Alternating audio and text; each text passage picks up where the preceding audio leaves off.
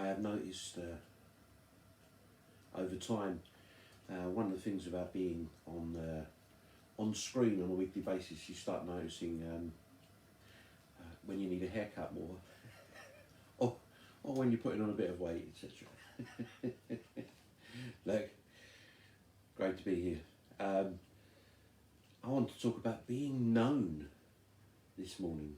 Being known. It's great to be known. It's great, to be really known, when somebody knows you really well. One of my, when I was younger, I used to really like the sitcom, sitcom Cheers. And Cheers had the famous theme tune, where everybody knows, no, we're not going to sing it, that's bad, wasn't it? Where everybody knows your name, and they're always glad you came. And in that series as well, there was a character called Norm, and whenever he used to walk into Cheers, into the bar, everyone used to go, Norm! Everyone knew his name. They were always glad he came, and it's a lovely feeling, isn't it? It's a lovely feeling to be wanted, and to be people to be interested in your life. I read, and I've read this many times about this survey. I checked it out online yesterday because I've heard this story apocryphally. People have told me about this survey, but I actually checked this out online about a survey being done in the United States, asking people what phrases they most like to hear. It was interesting, actually. It was worded, phrases you most like to be said to you sincerely, with meaning. And number one phrase that people want to hear somebody say to them sincerely is, I love you. And the second thing that people really want to hear more than, except for I love you, is I forgive you. And the third phrase actually people want to hear is, it's where it's a bit American, but supper is ready.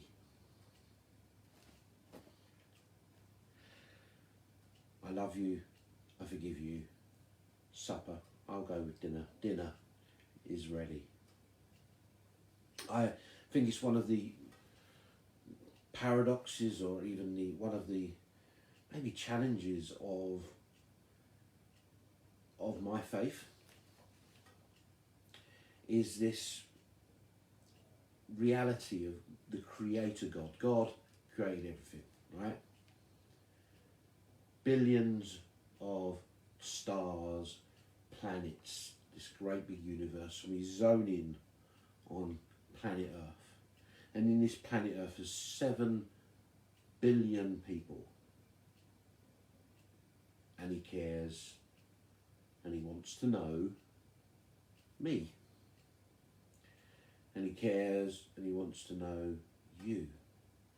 And that can be scary. It can be a bit much. It can certainly be very thought-provoking, is this reality of, why me? Or, am I that significant?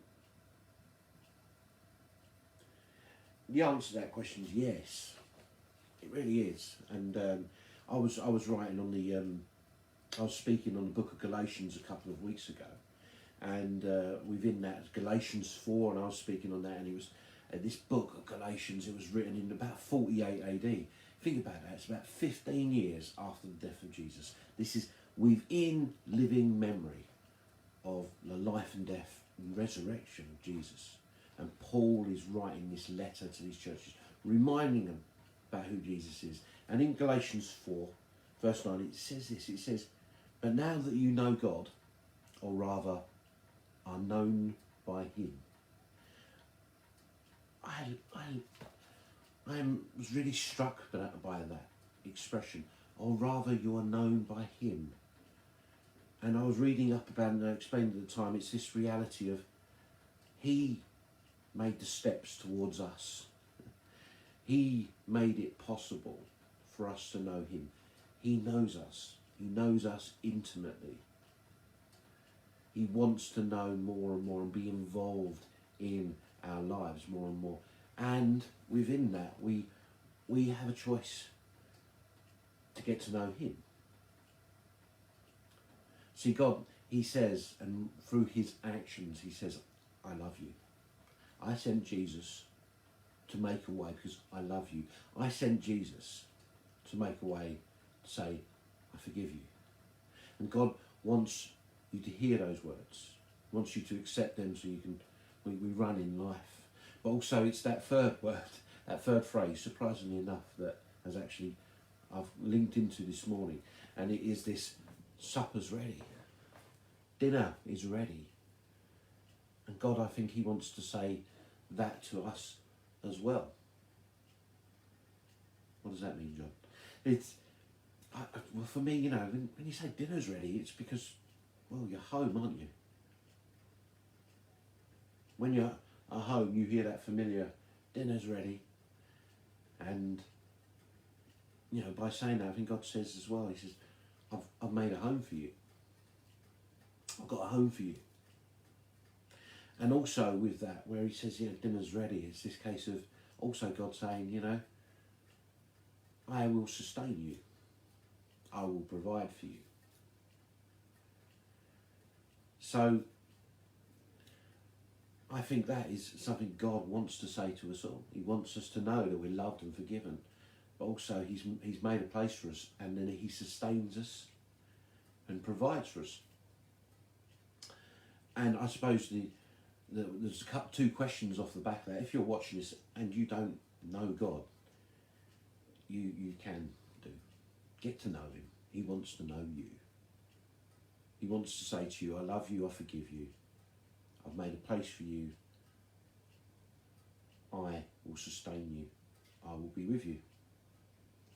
And for those of us that do know, we get this continued choice in our lives of getting to know God more and more. In that comfortability, that reality that he knows us intimately. He knows us inside out. And we can just get to know him more and more in that honesty of pure relationship. To be known. Do you know him? Have a nice day.